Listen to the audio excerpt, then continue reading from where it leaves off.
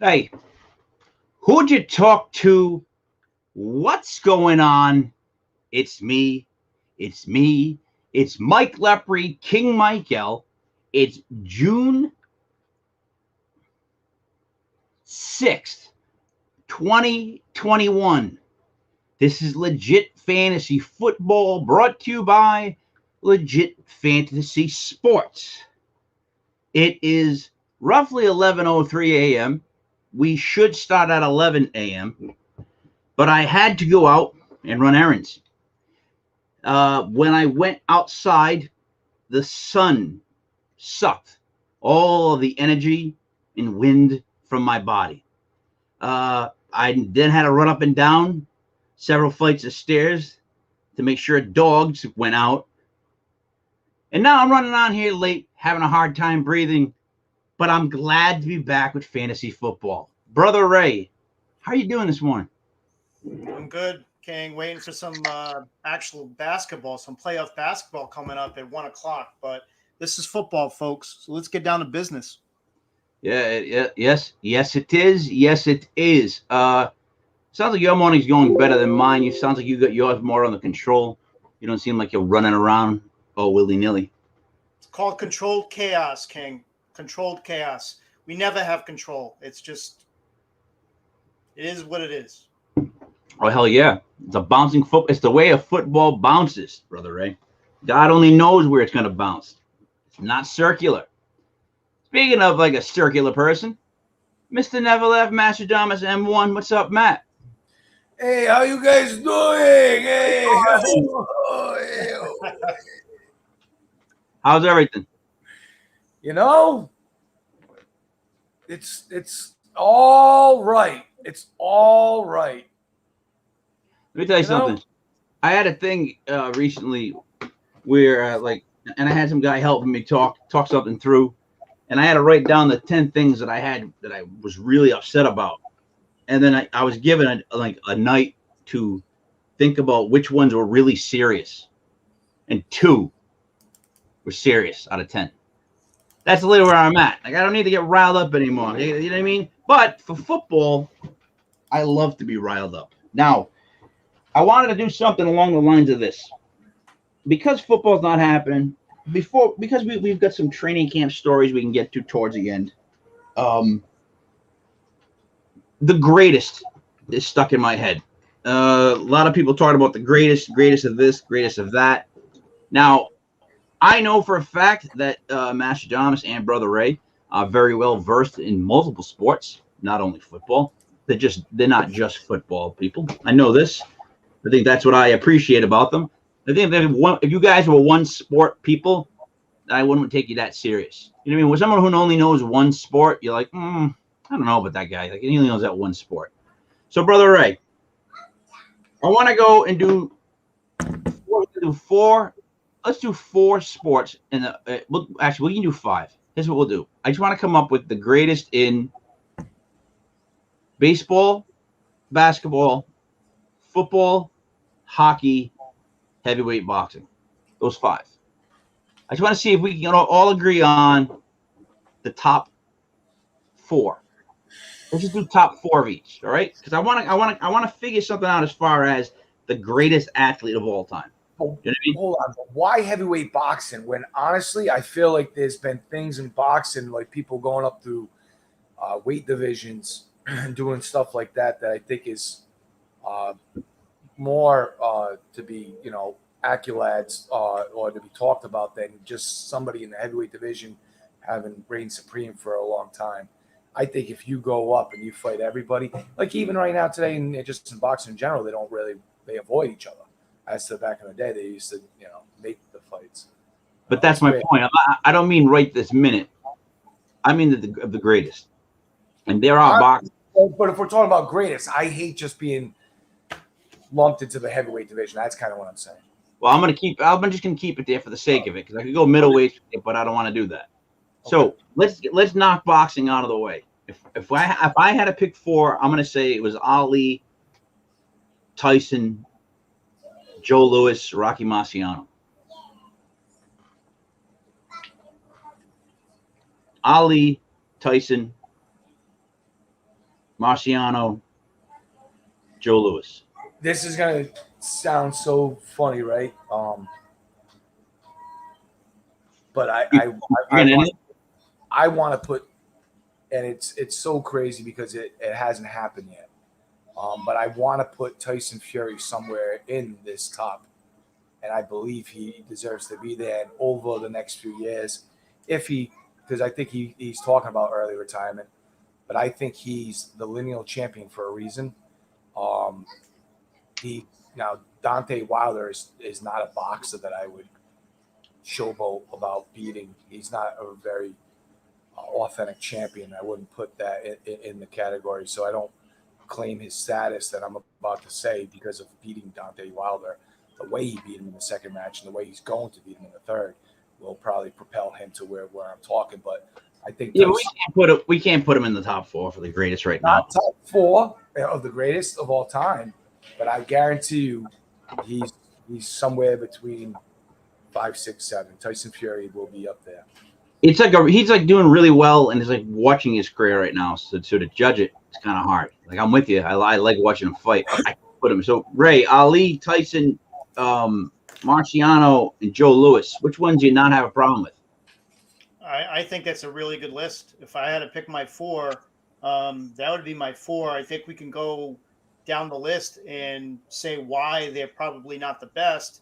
They all have kinks in their armor, but if you had to go by body of work, durability, the people they fought, I think that's the biggest thing. Like I look at Tyson Fury and I think right now he's a great champ, but who are these guys fighting now compared to the skilled boxers that, someone like Muhammad Ali fought? Ali fought Joe Frazier. Ali fought the Iron when the heavyweight division wasn't a joke. So I think another person that could be on this list and gets no respect would be Larry Holmes. Yeah. His durability, he was the heavyweight champ for years and he fought all comers, but it just wasn't, there was a sharp decline. But at 42, Larry Holmes tuned Ray Mercer up. Ray Mercer had just come off the knockout of Tommy Morrison, right? And Ray Mercer instead of defending the WBO title, he dropped it for the bigger payday with an old 42-year-old Holmes. And Holmes went on to outbox him brutally. But all right, so that's boxing. Basketball, Jordan, Kareem,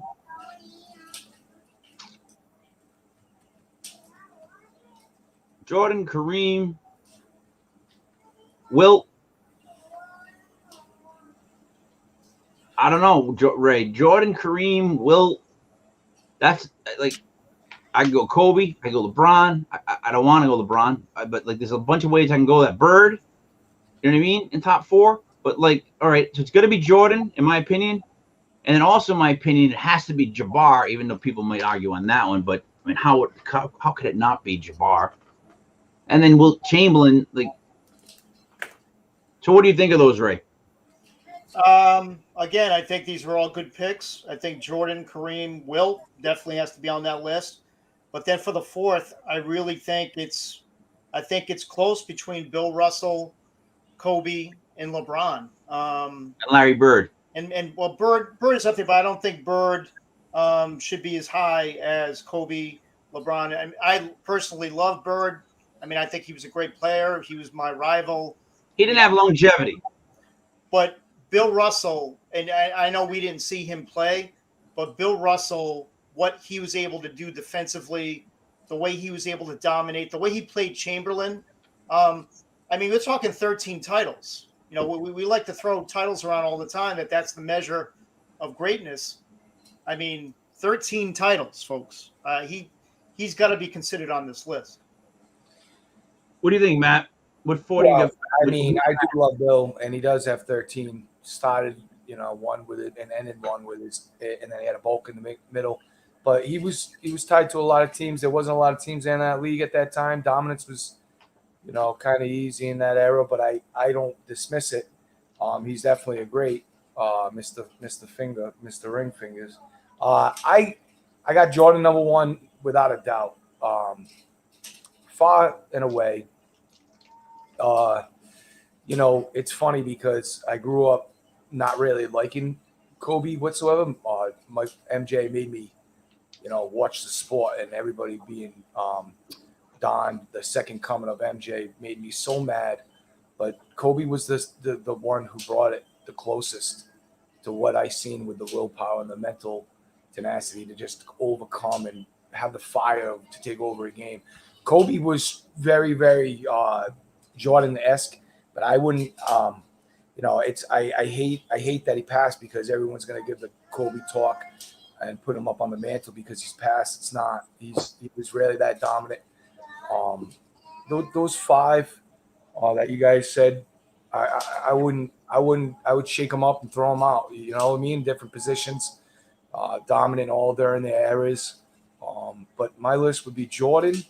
It would be I would really honestly put Kobe number 2. I would put Kobe 2, and then 3. It would have to be in between. I don't know who you could have Magic and LeBron because they're the same almost, and then you have Jabbar and Wilt. You know, I don't know. It to me honestly, like I said, I'm going to go for the 4: Jordan, Kareem, Wilt, and then you guys can decide between either Bill or Kobe. It sounds like, right? That's what we're saying would be the 4th. I would put Kobe as my 2, but yeah, I would say I like all those names. I'm not a really historian when it comes to basketball, but all right, let's go to Ray. This is going to be a tough one for me. Hockey. Ooh, Gretzky. That should be the second name that you mentioned. Bobby Orr. Bobby Orr needs to be number 1 on that list. Lemieux or no? Yeah, Lemieux. All right, who's left? You think anybody else in hockey? Bobby Hull? I'd probably say Gordie Howe. Lemieux and Howe. Yes. All right. Even tougher now. Baseball. I'm going to say, in my own honest opinion, Joe D.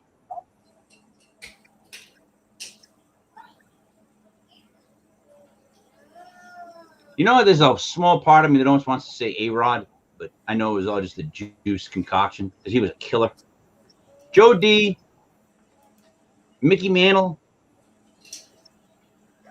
I don't know. Who else you got? Who do you got? Ted Williams has to be on that list. Willie Mays has to be on that list. Barry Bonds, with or without steroids.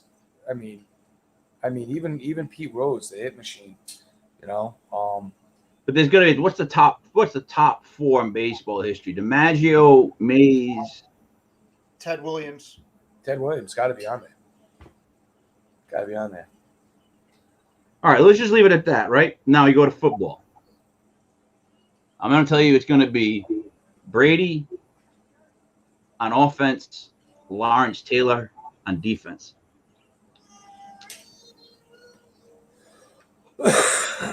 Jim Brown has to be on this list. I think I'm saying this every show. Like Jim Brown has to be on this list. So Jim Brown over Brady for offense, for our offensive player. Me and Bill would say Jim Brown. That'd be our answer. Other Matt? people have different ones. The number 1 player will be Tom Brady. All right. Disagreement on. Let me add something here, fellas. He's played like 50 years. He's 125. Come on now. It's undeniable. Well, you know what? Look. He's never leaving. You guys keep him around. He's never leaving. I would say, Ray, I would honestly say that most people would believe right now that it would be Brady. Even though I know where you're coming from and what you're talking about.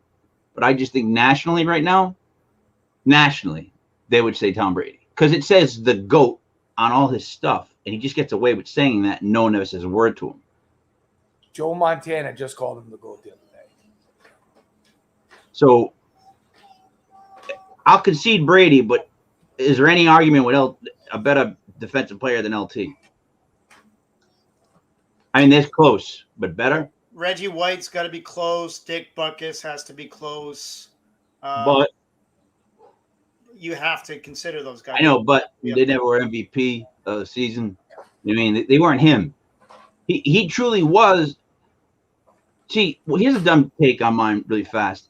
I think he was a better linebacker and football player than Rice was a receiver. I think the separation from Rice to number 2 and other receivers is so much closer than LT to other linebackers because he changed the game, made the teams kick out a left tackle, assign 2 players, and just the way he did stuff was way, way ahead of any linebacker we've seen. And we'll never get to see one again because they're not allowed to be that physical.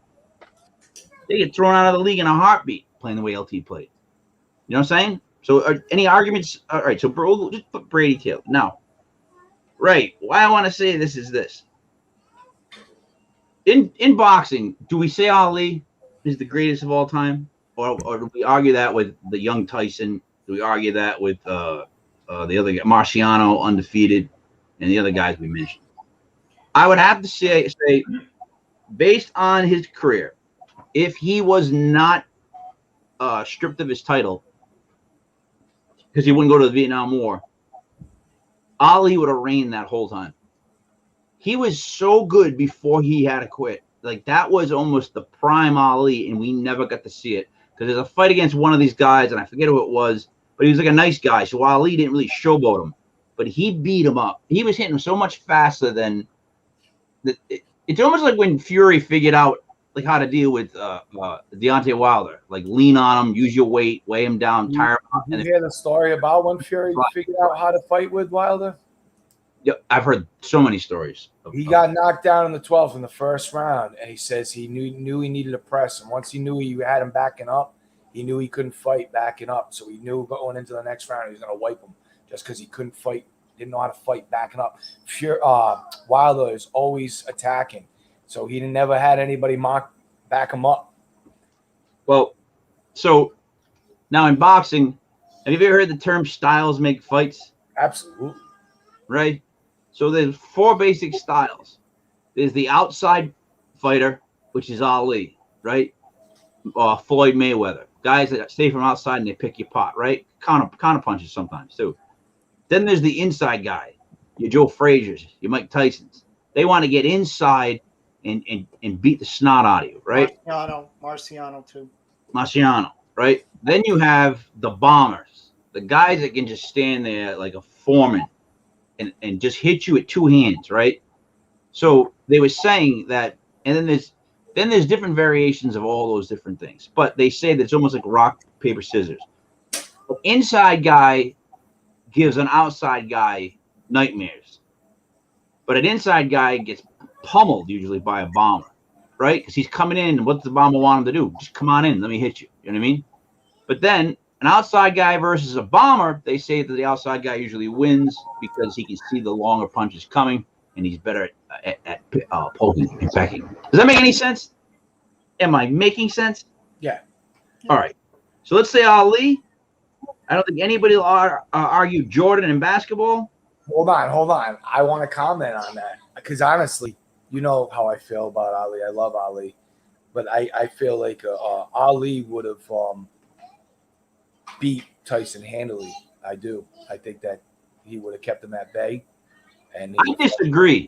I always have, the youngest Tyson, the one who would bob on defense, the one who knew that was like programmed to bob. Because have you ever seen the footage of Cuss showing Ali that exact defense? And he's an old Cuss, and it's black and white. And he's going like this on Ali, and Ali's throwing punches. And Cuss is like, "Don't hit me now.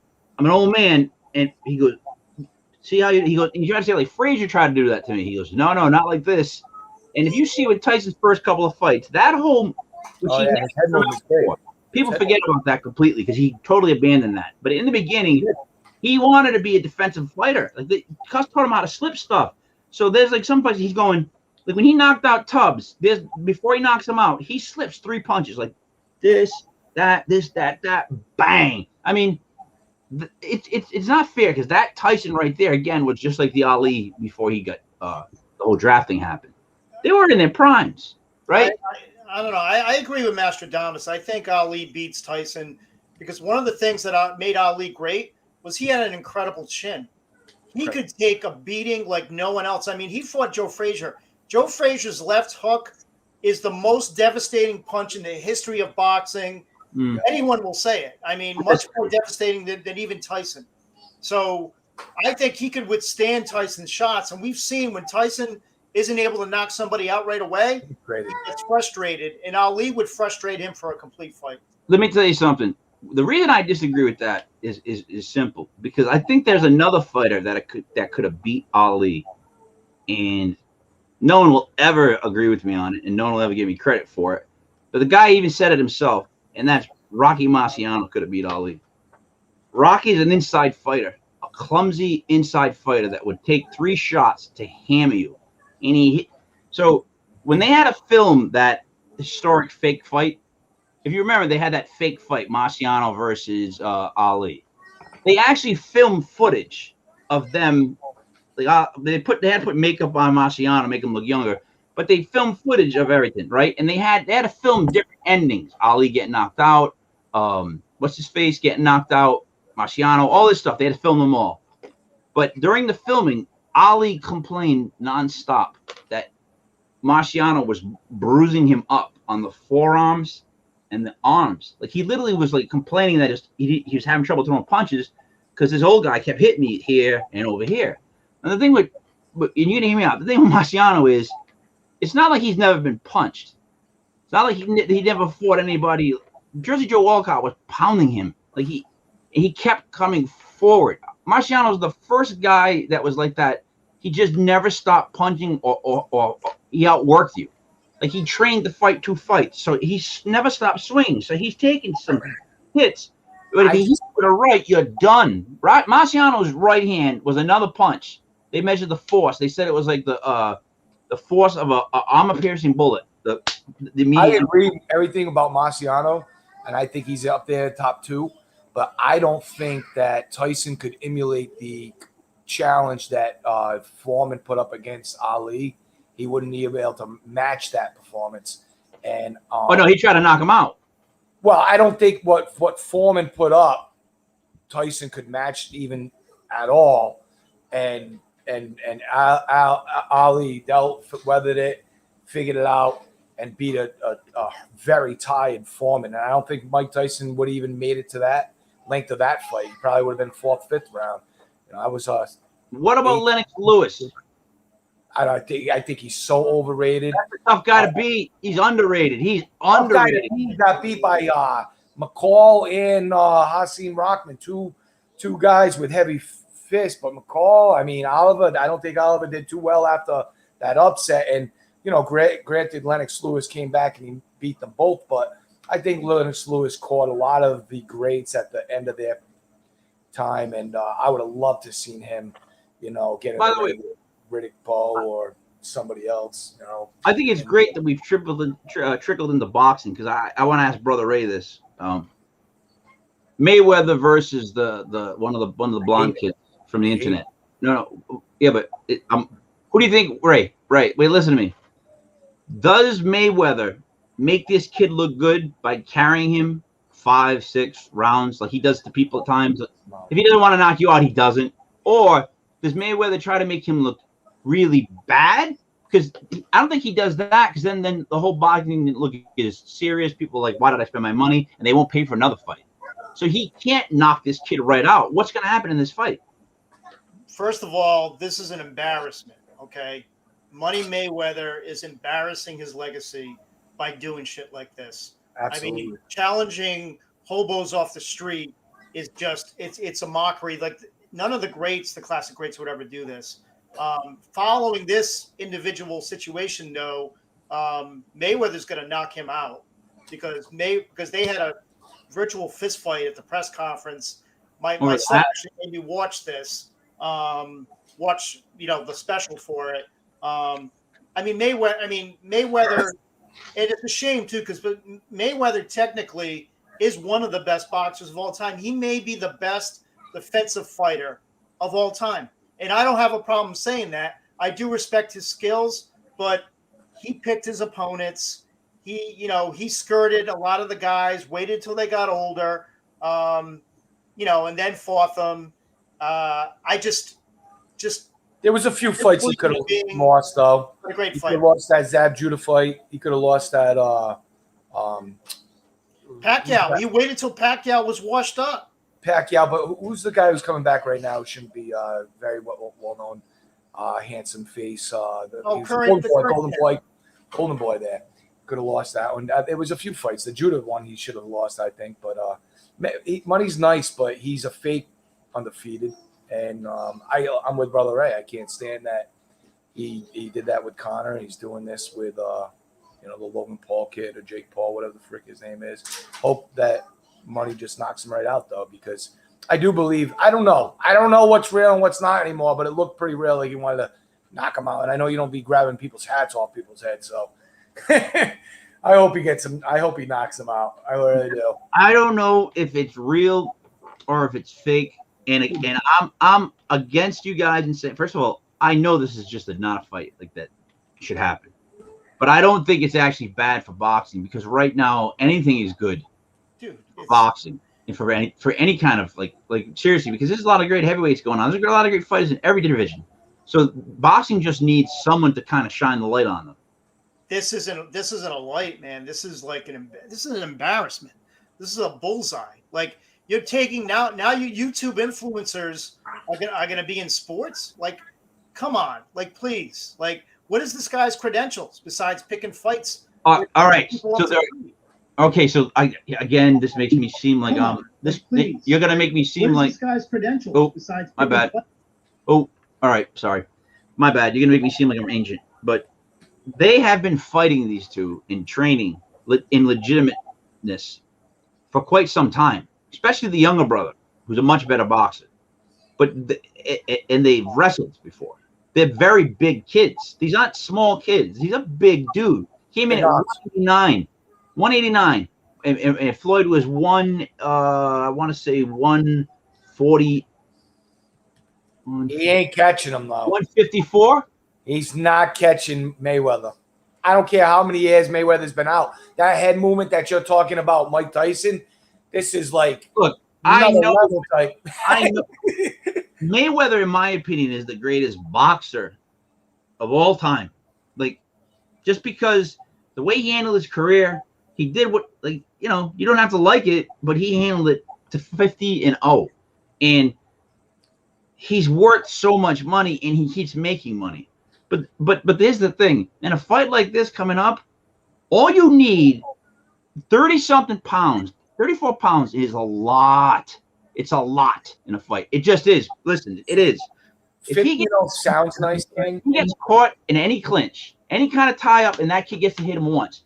Listen, that would be the worst thing that happen in boxing is they clinch and this kid gets one solid shot in it, and then if he buckles, dude, I'm having nightmares about this because this to me is a can't win fight. We can't win because, he comes out there and makes the young kid look like an idiot.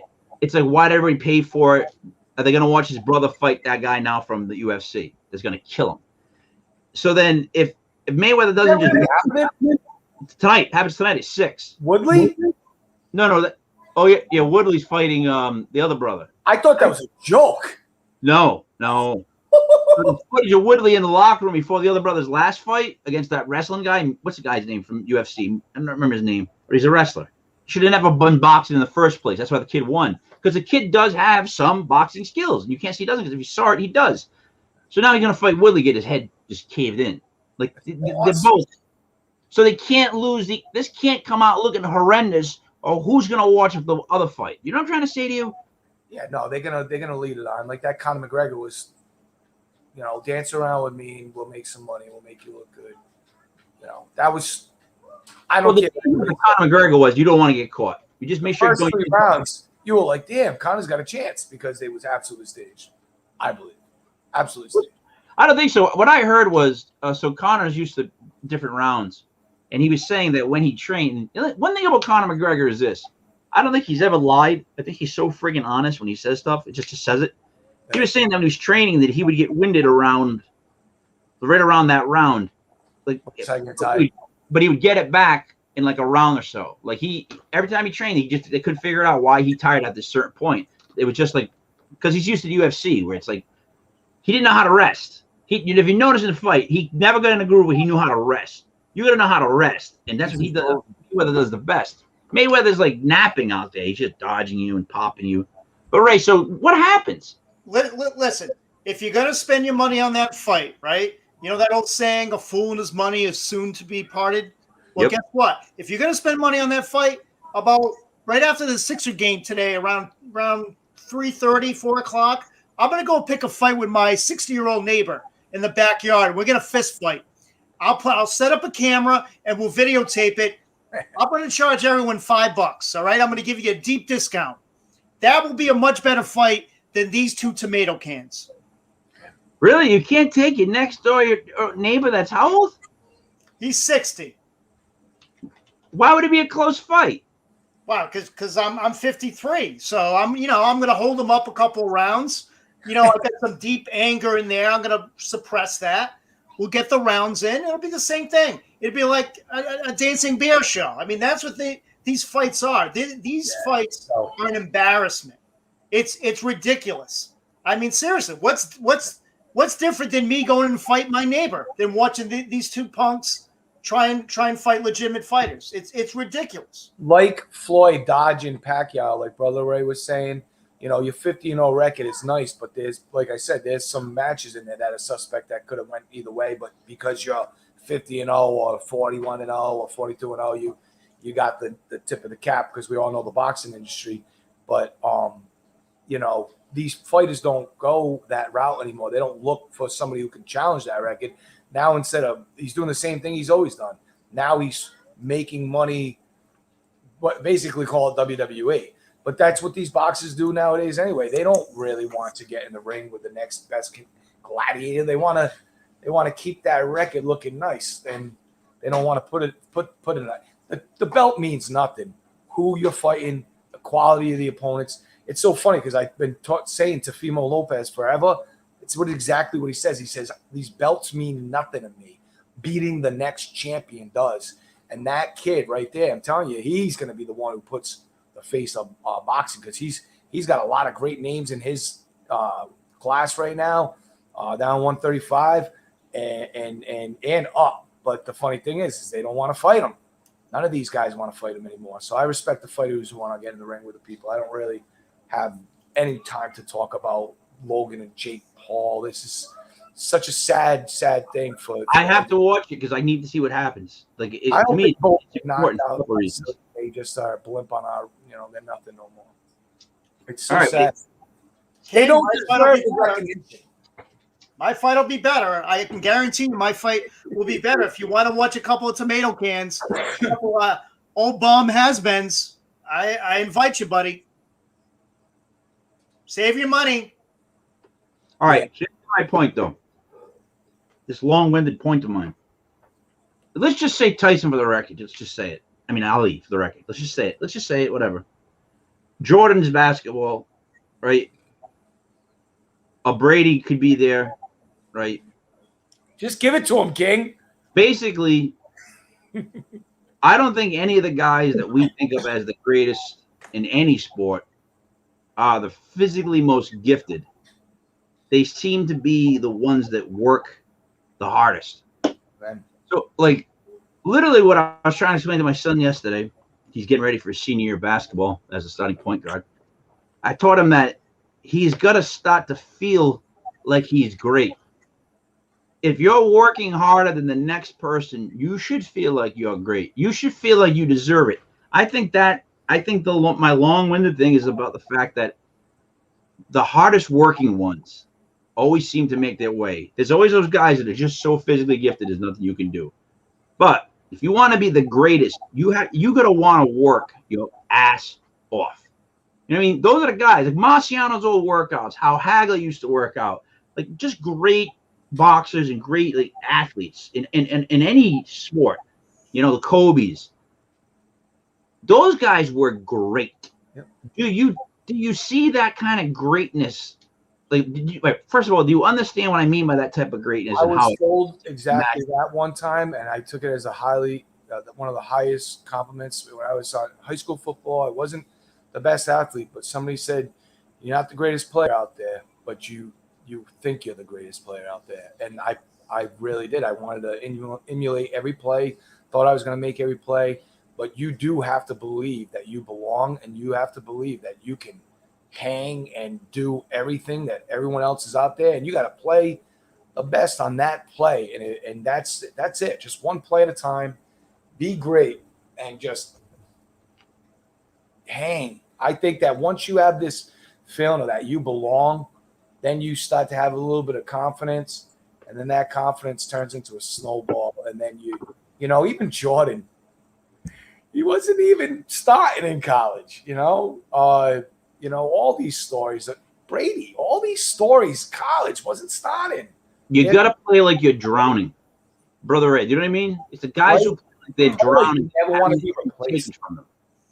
Yeah, guys. Breaking news: Julio Jones to the Titans. Ooh! That just came in.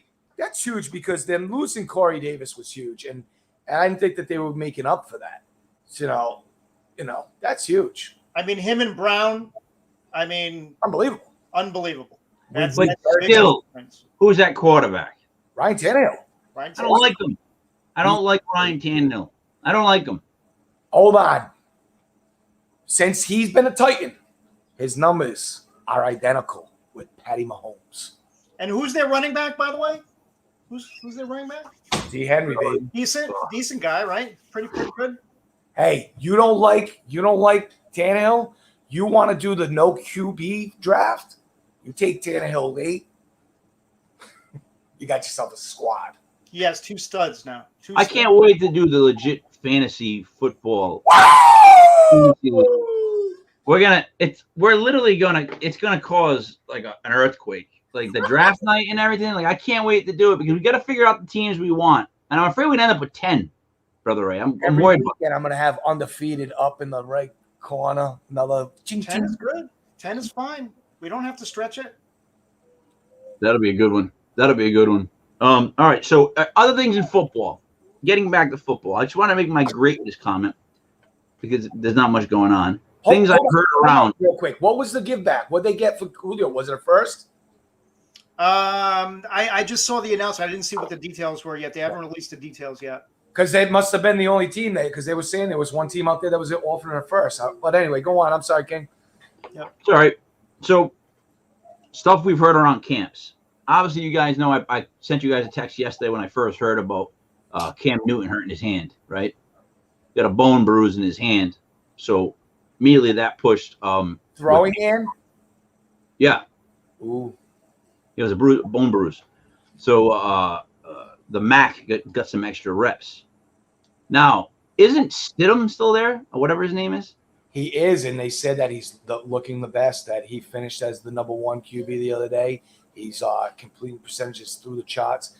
And to me, it was funny because I thought that Stidham and Cam would be the guys cut.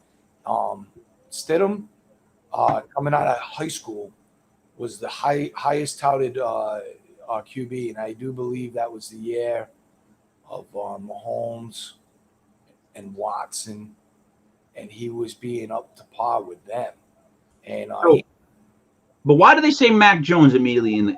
I guess my big question is, why in the article did it mention Cam Newton hurt, Mac Jones snaps increase? Does that just mean he got more as a backup? Well, I mean, everybody's probably numbers have to increase, but they're probably just, Mac Jones is the name right now. Probably people don't even want to talk about Stidham. But honestly, I would probably see Bill Belichick wanting somebody who knows the playbook over a kid that, doesn't as much. But we'll see. I don't know how much. I don't know what Stidham did to Bill. And I think that there was an opportunity there when Stidham could have been the starter. Could have been his guy. Could have been the guy. And he did something in the offseason. And that stuff does not get talked about. Military That's the organization. They're militant. They're not gonna talk about their other people. Then you're never gonna get it. So I think that he looked at him as you're a kid. Competition breeds excellence, and he wasn't just going to hand it to him. So he brought in Cam, and Cam was the starter, and he wanted to go with a veteran over a young kid. But Mac Jones isn't a kid.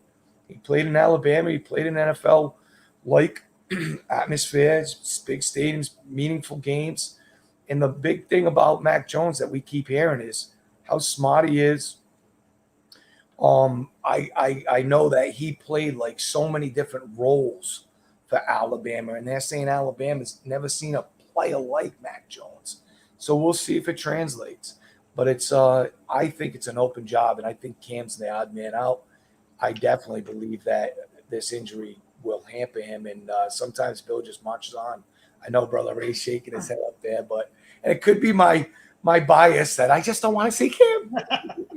All right, Ray, let me throw this one to you. Urban Meyer is quoted as saying that the likelihood of Tim Tebow making the team is not very good. Your thoughts? I disagree. Let me cover Stidham first, since we talked about that. First of all, Mac Jones is hurt. He's got an injury as well, so that's why Stidham. I think it's a leg injury with Mac. But so Stidham got the extra reps. Cam's hurt. Stidham, when he first started with the Pats, right out of the gate, Bill gave him a linebacker number. He gave him like 50-something to send a message to the kid, like, you're not coming in here, and you're not the heir apparent. So, but that's the way Bill treats rookies. So that's why with Mac Jones, he is going to be third. He's third on that depth chart right now. If there's another veteran added, he'll be fourth. That's the way Bill treats rookies, especially at the quarterback position. I mean, as soon as they drafted him, Bill got in front of the microphone and said, "Stop the hype right now. This kid's got a lot to learn." That's the way Bill looks at the quarterback position. He is not, unless both those guys they're out for the year, he's not going to trot Mac out there. He's going to give him every shot. He's going to give Stidham every shot, and then he's going to start looking at Mac Jones. As far as what was the other item you wanted to talk about, King? Meyer is saying that Tebow. He didn't think Tim Tebow would make the team. I mean, it's funny because we talked about that in one of the prior shows, and they came out and said what they want to do with Tim Tebow, and they want to do the same thing that they're doing in New Orleans. They want him to be that gimmick player, just like Taysom Hill, be that gimmick running back. Maybe catch a couple passes, maybe get a goal line carry, go out for some passes, maybe come in and throw the ball. I see that as a gimmick. Now, maybe there are depth issues. Maybe they have catastrophic injuries, and then you need an extra player. Maybe then they cut him. But I think he will really fit into that Taysom Hill role if that's what Urban Meyer is looking at. And I know a lot of people don't like Tim Tebow, but, I mean, the kid has always worked hard. And he always shows up. I mean, he's going to give you 110%. He makes the team. When Tim Tebow and Urban put this together, I think Urban was like, "Listen, in order to orchestrate this, you got to add." And this is what happened. They said you need to add so many X amount of pounds. I think it was like 20, 25 pounds of muscle. He did that. And then that's when they opened up the door and probably offered him a contract. Now we have to go in there and see, can he, really run routes? Is he going to be able to be a good blocker? He's a big boy. So why does Urban Meyer say that though? Why is he quoted as saying that he doesn't think Tim Tebow will make the team? Why does the coach say that publicly? It takes the pressure off, and from now till the decision is made, you know what I mean? But I also think Tim Tebow is there to take pressure off of Urban. I mean, there's a lot of pressure on Urban Meyer. Yes. So I think that it's also a sideshow to, instigate this kind of discussion, bringing the light to Tim Tebow. And who's better at that? That's a former leader. Tim Tebow's been followed like Michael Jackson since he's in college, and he's handled it very well. He's a leader of men. And I think that, there's so many, I watch so many shows, and they got good, on both ends of why he doesn't deserve a shot. And why he, the rah-rah doesn't work with paid men. Listen, sometimes it does and sometimes it doesn't, but he is a leader and you need them in the locker room. I'd rather have a leader in the locker room than a spoiled brat. And there's so many spoiled brats in the NFL these days. I think Tim Tebow, if he frightens you, maybe it's for a reason. He is an alpha male, and he is a leader. I like Tim Tebow. I've always said I've liked Tim Tebow. I didn't think he was a great quarterback, but I tell you what, like he's the kind of guy I would play with. There's just certain guys, their work ethic alone makes you say, I'd play with them. Like if you really like sports at any point in your life and you like playing those sports and you were like competitive, you don't want a guy like him or a guy like Kobe on your team. Then you're just a, you don't want to win. Mm-hmm. I agree. And you know what? I think when Tim Tebow makes the team, I think Genius Kev has to go out and buy his jersey. Oh, I think. So did you hear the conversation I had with Genius Kev about how you can't wear another man's jersey? Oh, that's right. I forgot about that. Yeah. You can't wear another man's jersey. He would never wear a jersey with another man's name on it. Why would he do that? I've heard that argument from a couple of my friends. This is even more reason for him to do it, King. This is even more reason for this to happen. I agree. So, all right, let me just get to this. I wanted to touch on this really quick because it's the personal thing. So I'm going to give a shout out to ultimateautographs.com.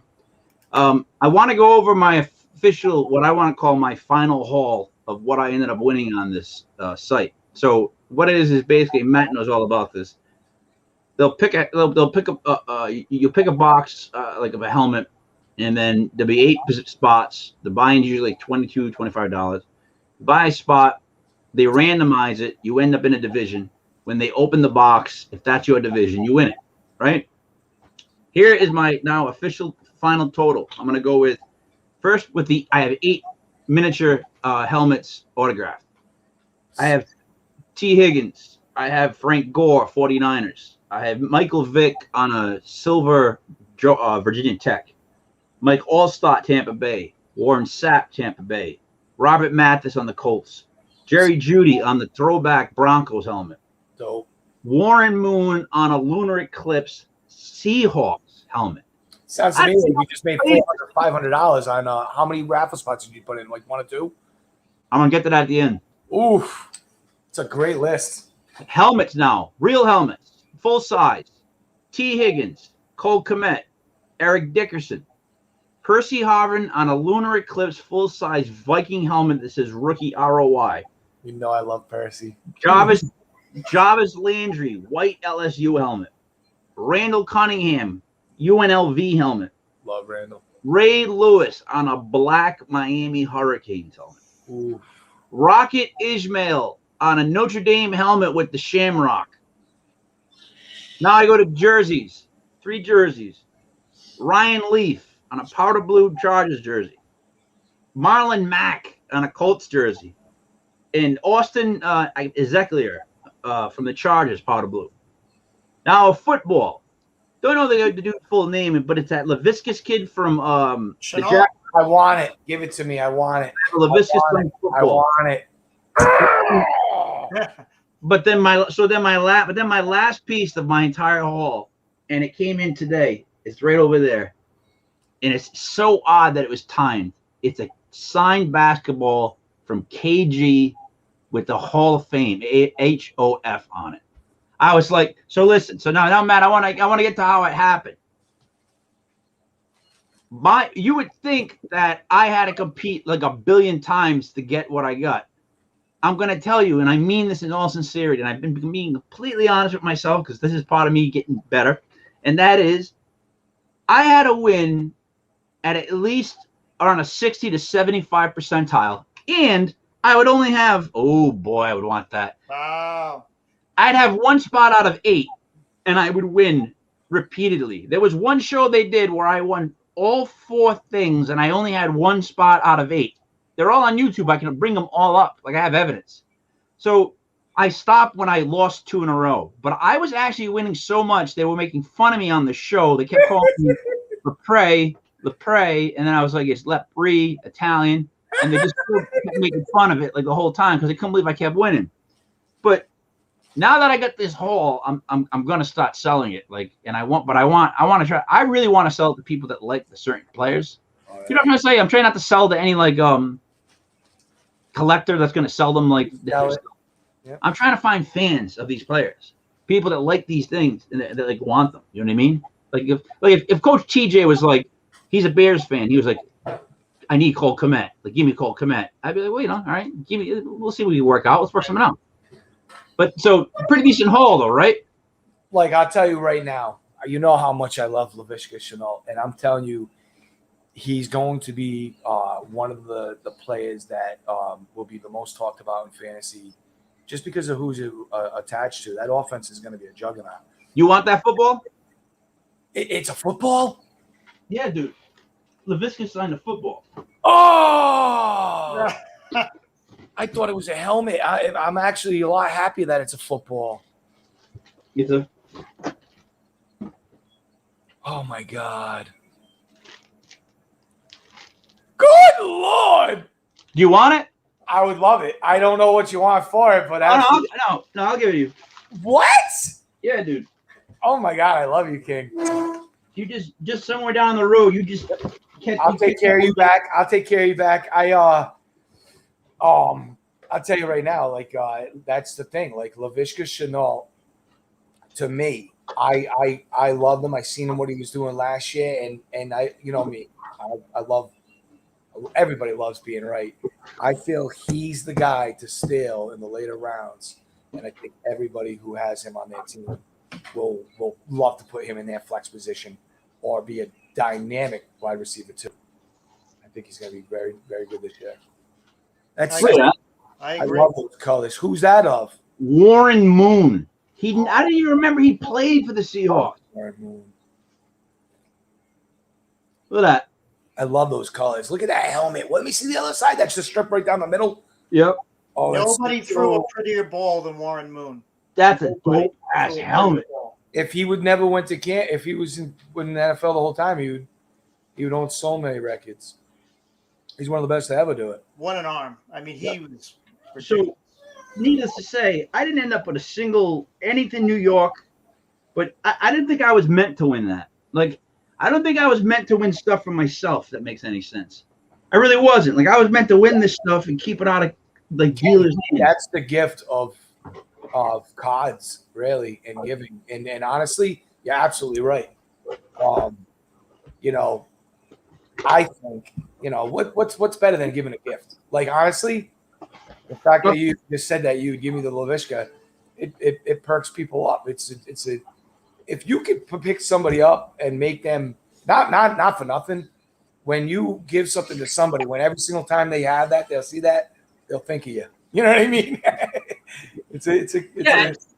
And I'm not big on having stuff just sit. You know what I mean? I don't like when stuff just sits. I don't. If I'm not gonna use it or it's not gonna mean something to me, like, you know what I mean? Like the only jersey out of all the helmets, the Ray Lewis helmet is crazy. Dope. It's crazy. Dope. Percy Harvin is crazy, but it's the Ryan Leaf jersey. Like, oh, I wish I could get Jamarcus Russell and I would hang up those two jerseys. That would be the dopest shit I could do. Like Jamarcus Russell and what's his face? But I got like bust of all time. Marlon, and it comes with the Beckett seal, which I've learned is.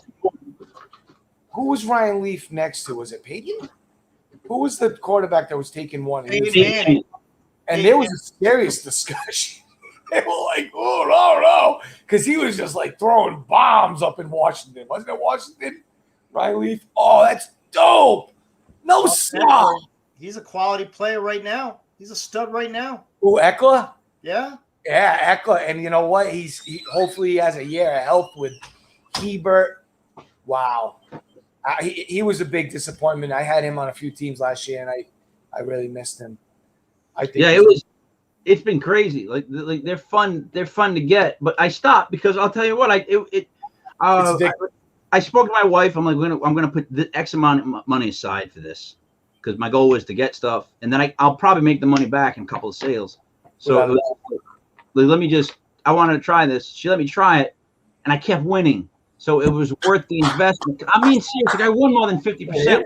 crazy when you think about it, because I only had one spot out of 8.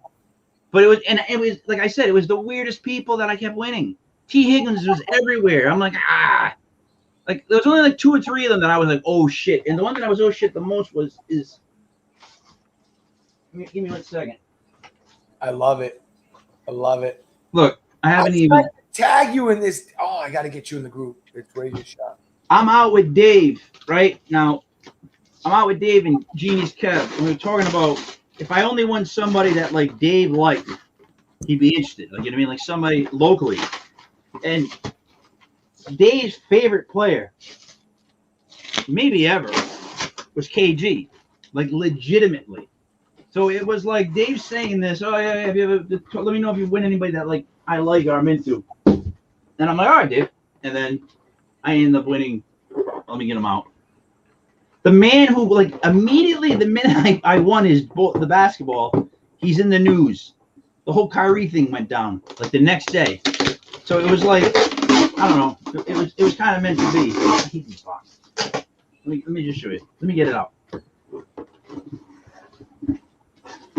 I love the size of a basketball, by the way.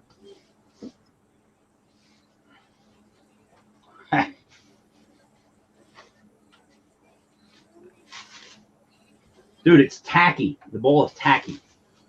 Brand new. Like he's never been dribbled. Yep. Nope. So sick. Hall of Fame. Yeah. He signed it right after the Hall of Fame thing. Oh, that's dope. Isn't it? I'd hang. You're gonna give that to Dave? No, I don't know if I'm gonna give it to Dave. I was gonna say I would hang on to that. I would be There's like, just people that like what's Dave gonna do with it? You know what I mean? I'd put that in the man cave right up on a freaking like a. Yeah. But he doesn't do that. You know what I mean? Like certain people don't have man caves. They don't have like things in their house where they put up like sports stuff. Like Brother Jesse. I keep wondering about giving Brother Jesse one of these. But Brother Jesse doesn't really care about stuff like this. Does he really? Like, you know what I mean? Brother Jesse cares about like other worldly things. Does that make sense? There's certain guys you can give stuff like this to. There's certain guys they just don't want it. I had a kid text me the other day. He goes, "I would love to see your room with all your Brady's," and I was just like, "Nah, it's not for anybody's viewing." I'm like, "No, not gonna happen." They're put away in a vault. On that note, I still have my 4-year-old pit bull, and the dog that I bought in January, who's Kobe, his name's Kobe Bo Bear, because my other dog is Fake D Baby Bear. Kobe Bo Bear is what's called a Mastador. It's a Mastiff and a Lab. He's 6 months old today, January 6th, June 6th. He was born on January 6th, right? Large breeds like that are they're 50% to their height in size. They're halfway there, right? My dog weighs 80 pounds. Big. He's going to weigh around 150 to 200 pounds when he's a full-grown 2-year-old dog. He's so big, Kobe, that he's got like this knuckle. He's got an elbow that other dogs don't have. It's like a forearm that's this long, and then a big-ass knee with another part of his arm. He looks like a praying mantis. His arms like have so many joints. But those are going to be my protection investments. No, when people come to the house, all they hear is dogs that sound monstrous barking. That's one of the best security things you could ever have. And they see these dogs out and they come out in the yard and they're monsters. It's like, even though they're not really that vicious, I know that if you came in the house and I didn't know you, they would go after you. So it's like, I don't know. It's almost like sometimes a big dog's like a gun. You got something that you can protect, that'll protect you. You don't bring it out all the time. Outside the door, and they're already barking. They're already giving you the warning, and they're giving the warning to that person. That person, you know what I mean? It's like an alarm. It's like an alarm. Oh, it is alarm. I wake up by the dogs, so yeah, it is alarm for me. They wake me up. Yep. All right, so now Ray, we covered everything in this episode, which I'm glad. I wanted to bounce around as much as possible. Football's dead right now, and I don't want to drive into the ground the same minuscule stories they're doing on like ESPN and those guys are getting paid for. We don't have anybody telling us what to do. So if we want to talk about greatness and boxers and whatever we want to talk about, we can. This is our show, our channel, our site. Last thing I want to end with is this. Two things. One, again, June 26th, 27th, we will be, the Genius Kevin, myself, Fort Defiance, Virginia, for the 30th annual Bigfoot Con. We have a guest on tonight who will be attending the Bigfoot Con. His name is Ron Murphy. And then lastly, so that we're all on the same page, Legit Fantasy Sports will always be called Legit Fantasy Sports, but the website title will be changing and we will be remodeling the website. We now have legitpodcast.com. We now can branch out to other forms of social media or media in general. We're not just a sports channel. So if anybody out there has a podcast that's looking for a platform, or anybody knows somebody that has a podcast that they're looking for a platform, doesn't have to be all at sports, let us know about it. Send us in something. We are a perfect platform for you. Ray, that's all I got to say. What do you got to say to wrap it up? I was just going to say Julio was for a second-round pick in 2022. That's what everyone's reporting. So that's a bargain for the Titans. I'm excited. Matt, I'm excited for Julio being a Titan. I like it. No final words on that? No. Be good. Stay cool. Stay out of the heat. Stay in the AC and stay healthy. Right? It's really hot out if you don't know. It really is. Go Sixers, baby. Yeah, what do you like today in the games? I love Philly. Even without Embiid, I just think it's a better matchup for them. Washington has two studs in the backcourt. Atlanta only has one. I'm only worried about Trae Young, Collins, and Capella. Those are the ones we have to worry about. And Trae Young's the only one that's going to light it up. So I like Philly today. And you remember, as a Laker fan, as much as I like the Lakers, I was glad they lost. They had to lose that game to purge themselves, hopefully, of LeBron. I see Dame wanting to come to LA badly. Get LeBron out of there. Put Dame with AD, and I'm a Laker fan again. I'm with them. I can't have LeBron on that team. I feel like he was just using it because he's filming a movie in LA. And the LA Lakers, their sponsor, their NASCAR sponsor, is that Wish company that makes junk stuff in China. LeBron has pandered to them before. You know what I mean? He's no John Cena. He wants to make everything cool because he knows that's where all the money comes in for that new what is it called? Space Jam 2. Dude, that's been coming out for like 6 years. It feels like it's been coming out for 6 years. Like I've never seen it. Oh, but it's still coming out like a time warp. All right. That's all I got, guys. Tune in tonight for Legit Paranormal. We got big things coming up for this site. We do. This is summertime. We're getting into a summer groove. We're going to have a couple new titles, new stuff coming out.